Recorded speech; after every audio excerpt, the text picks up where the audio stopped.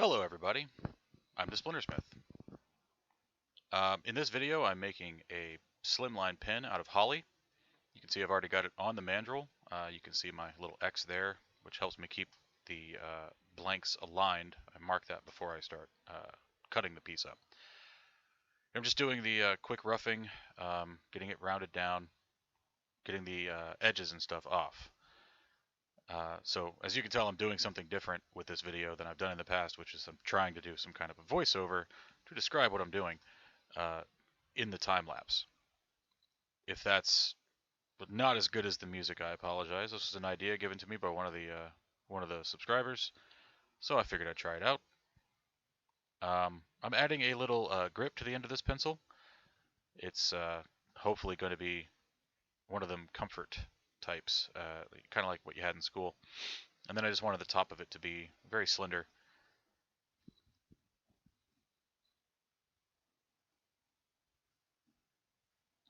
Going in behind the grip here in a minute. There we go. Using angle gouge to round out the grip itself, and then the well, the back of that grip. I don't know what you would call it.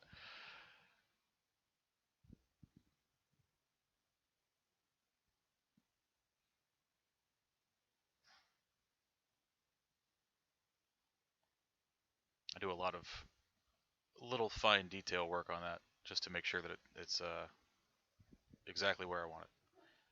I do as much of that as I can before I get to the sanding. I'm using a file here even to get the worst of it smoothed down. It's a jeweler's file. You can get them at Hobby Lobby or Lowe's or whatever.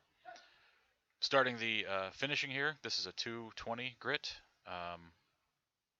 It's sort of the last little bit of the shaping that I do. Just knocking down any of the high peaks or uneven spots. Getting the grip nice and smooth. Brushing it off, and then I should be coming up with a 400. Nope, I was wrong. So this is a 600, which means I started at 400. I know because my 220 and 400s are yellow. Everything else is black. Until you kind of get to the 2000 range, and then they're still black, but they look gray because the grain's so fine. I do like to burnish at the 600, and then I'll usually do it again after the 1500. It kind of gives me an idea of where I might need to go back and knock down any more peaks, and if there aren't any, then hey, it's just a little added polish.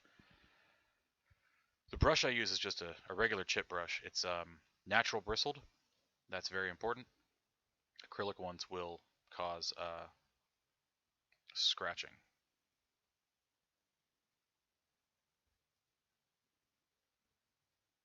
So it looks like on this one, the holly is a very, very soft wood. I must have gone straight, after the first burnish, I must have decided it looked good, and then gone straight into the super glue. So sometimes I do that. If it's a particularly soft wood, I don't usually feel like there's a need to go too fine on the sandpaper. It's a good looking pen. I add the super glue so that it remains a good looking pen. And here I'm just sort of polishing it up. There's a little wax. Give it the final coat.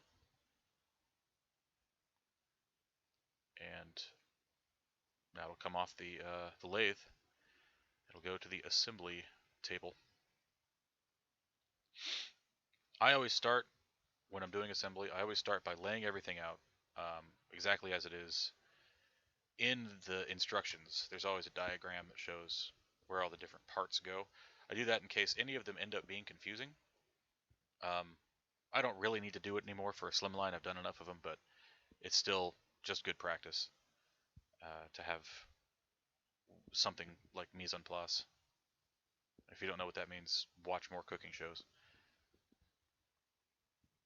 I used a satin chrome for this one.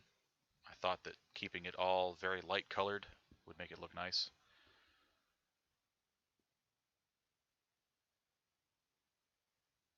I think there I was I was verifying that they matched.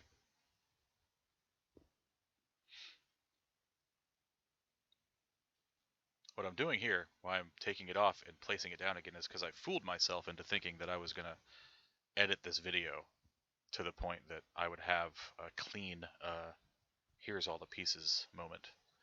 I'm not going to do that anymore. This was sort of my first shot at doing the time-lapse in earnest. So here I am using my Irwin quick clamp. This is the tried and true method for anybody who's starting out with pins. I've found out I need to move to a pin press soon because it's for the birds. The quick clamp is a great thing for clamping, but it's not good for assembling pins. I'm also, you can tell I'm pretty bad about keeping things in shot. I'm working on that.